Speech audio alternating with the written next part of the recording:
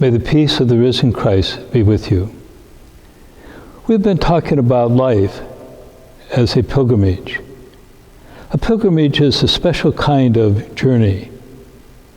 It can be a physical journey or it can be a spiritual journey. But a pilgrimage journey is a journey to that place or that time in which we experience a renewal of life. As Catholics, we would know about the journey to Lourdes or to Fatima or to Compostela, the Camino, the way. But our ultimate destination is the Father. It is there that we find God's new world, in the new creation, where the city of God is also like a garden with a river running through it. And on either side of the river, there are trees whose leaves are good for the healing of nations. In God's new world, there will be no more crying out in pain. There will be no more suffering or death, but only peace, joy, love, and life without end. That is our true goal. In the meantime, while we are in this world, we can be blessed with glimpses of what God's new creation will be like. It happens when a child is born, at birthdays and graduations, when a couple gets married, when we are caught by the beauty of the stars in the sky, the mountains, the ocean, the trees, when we experience life. But it is only a glimpse. Several times when I've been able to fly into Seattle in the early evening, there have been clouds covering the city.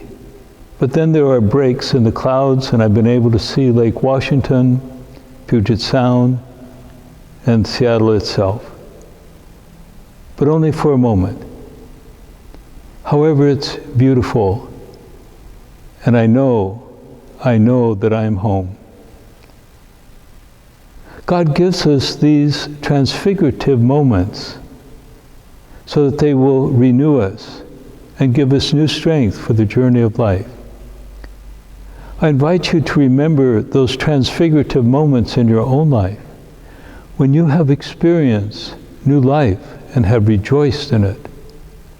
Give God thanks for them and know that your journey will overflow with such beauty, wonder, and glory forever when we reach our destination. Let us pray. Risen Lord, you once walked with your disciples on the road to Emmaus. Sometimes, like them, we too feel discouraged and overwhelmed. You gave them new hope by reminding them of the great biblical stories and opened their hearts. Open our hearts now. Help us to see with the eyes of faith that you are with us on our journey, our pilgrimage of life. Nourish us with your presence in your holy word. And help us to long for the Eucharist so that we might experience your presence in a new way, and so that we might share with our brothers and sisters your message of peace, joy, love, and life without end. Have a blessed